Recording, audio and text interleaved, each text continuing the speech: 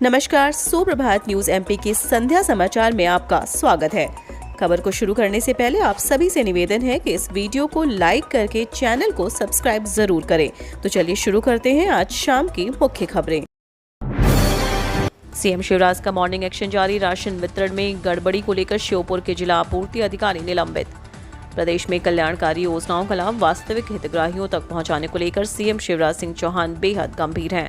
वह लगातार अधिकारियों के साथ बैठक करते हुए उनसे योजनाओं के संदर्भ में रिपोर्ट भी ले रहे हैं। इसी सिलसिले में उनका मॉर्निंग एक्शन भी जारी है। बुधवार सुबह उन्होंने अपने निवास कार्यालय से श्योपुर जिले की वर्चुअल समीक्षा बैठक ली। इस बैठक में उन्होंने श्योपुर जिले में संचालित विभिन्न विकास कार्यों, योजनाओं के बेहतर क्रियान्वयन और कानून व्यवस्था की स्थिति की समीक्षा की। इस दौरान कड़े तेवर दिखाते हुए उन्होंने राशन वितरण से जुड़ी गलत जानकारी देने पर श्योपुर जिले के आपूर्ति अधिकारी को निलंबित कर दिया। दशहरा से दिवाली तक ट्रेनों में आरक्षित सीट देने के लिए स्पेशल ट्रेन। त्यौहार का सीजन शुरू हो गया। अब दशहरा से लेकर दीपावली और फिर छठ पूजा पर लोग अपने घर जाएंगे और फिर वापस भी लौटेंगे। सबसे ज्यादा लोग ट्रेन के जरिए ही अपना सफर पूरा करेंगे। वहीं हर साल की तरह इस बार भी पहले से चल रही ट्रेनों में आरक्षित सीट मिलना तो दूर, वेटिंग टिकट भी मुश्किल से मिल रहा है। ऐसे में आरक्षित सीट के लिए यात्री परेशान हो रहे हैं। रेलवे ने ट्रेन में यात्रियों के आरक्षित सीट देने के लिए तैयारी की है। इसके लिए कई स्पेशल ट्रेन चलाई है। इनमें कई ट्रेन जबलपुर से होकर गुजरेंगी तो कई जबलपुर से शुरू होकर गंतव्य तक जाएंगी। इतना ही नहीं, कई ट्रेनों में अतिरिक्त कोच की संख्या बढ़ाई गई है। रेलवे का दावा है कि उनके इस कदम से बड़ी संख्या में यात्रियों को आरक्षित सीट मिलेगी। एमपी में बनेगा देश का पहला centre of excellence for nursing और मिडवाइफरी। हजारों कर्मचारी छात्रों को मिलेगा लाभ। विकास कार्यों की तेज गति से मध्य प्रदेश में कई मुकाम हासिल किए। इसी बीच अब सरकारी अस्पतालों, निजी चिकित्सा संस्थानों सहित नर्सिंग स्टाफ के दक्ष कौशल के लिए देश का पहला एजुकेशन सेंटर मध्य प्रदेश में स्थापित किया जाएगा। इसके लिए तैयारी शुरू कर दी गई है। 25 करोड़ की लागत से भोपाल में इस सेंटर का निर्माण किया जाना है। पीएफआई देश के लिए खतरा, इसलिए प्रतिबंध लगाया डॉक्टर नरोत्तम मिश्रा। प्रदेश के गृह मंत्री डॉक्टर नरोत्तम मिश्रा ने कहा कि पीएफआई संगठन देश की आंतरिक सुरक्षा के लिए खतरा बन गया था, इसलिए उस पर प्रतिबंध लगाया जाना जरूरी था। पीएफआई पर तो प्रदेश में नकेल कस दी गई। उनके सहयोगी स्लीपर सेल भी हमारे निशाने पर हैं। उनके खिलाफ कार्रवाई जारी रहेगी। लाखों पेंशनर्स के लिए अच्छी खबर, अक्टूबर में अतिरिक्त पेंशन का होगा भुगतान।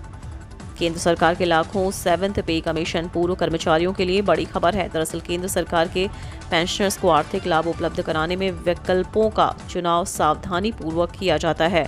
सुपर वरिष्ठ नागरिकों को केंद्रीय सिविल सेवा पेंशन नियम के तहत अतिरिक्त पेंशन प्रदान किए जाएंगे।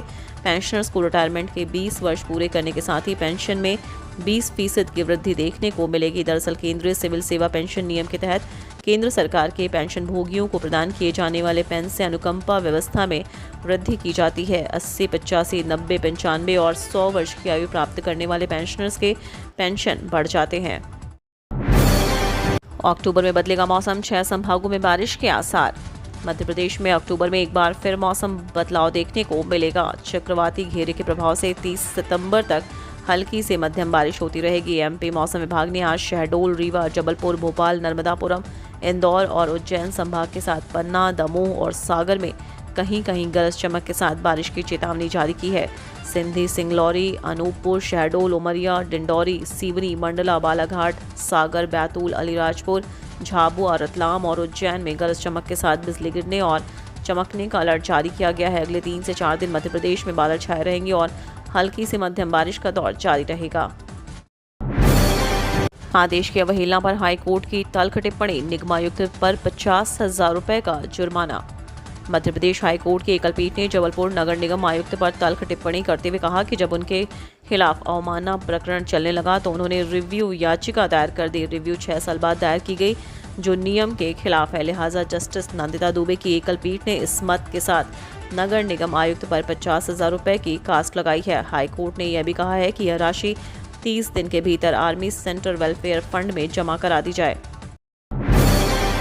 राज्य सरकार का बड़ा फैसला, इस योजना में संशोधन आयु सीमा बढ़ाई। मध्य प्रदेश के युवाओं के लिए खुशखबरी है। प्रदेश की राज्य सरकार ने युवाओं के हित में अहम फैसला लिया है। मंगलवार को हुई कैबिनेट बैठक में सीएम शिवराज सिंह चौहान ने मुख्यमंत्री उद्यम क्रांति योजना के संशोधन प्रस्ताव को मंजूरी दे दी है। इसके तहत योजना में लाभार्थियों की आयु सीमा में 5 वर्ष की बढ़ोतरी की गई है। वहीं न्यूनतम परियोजना सीमा 1 लाख से कम कर 50,000 रुपए किया गया है। शिक्षकों के कई रिक्त पदों पर होगी भर्ती। डीपीआई ने जारी किया आदेश, 7 अक्टूबर से शुरू होगी प्रक्रिया।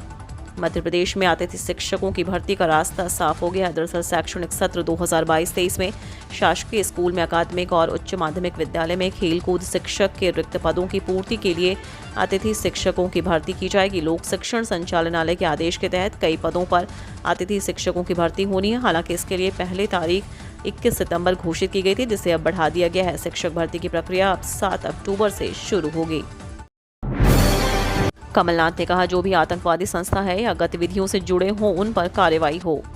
केंद्र सरकार द्वारा पॉपुलर फ्रंट ऑफ इंडिया पर प्रतिबंध लगाने को लेकर प्रदेश कांग्रेस अध्यक्ष कमलनाथ की प्रतिक्रिया सामने आई है। उन्होंने कहा कि जो भी संगठन या संस्था आतंकवादी गतिविधियों से जुड़ी हो उस पर कार्रवाई होनी चाहिए। आमजन को सुरक्षा चाहिए। जनता को इससे कोई मतलब नहीं है कि आप किस पर कार्रवाई कर रहे हैं। जांच एजेंसियों को जो प्रमाण मिले हैं वे सामने आने चाहिए।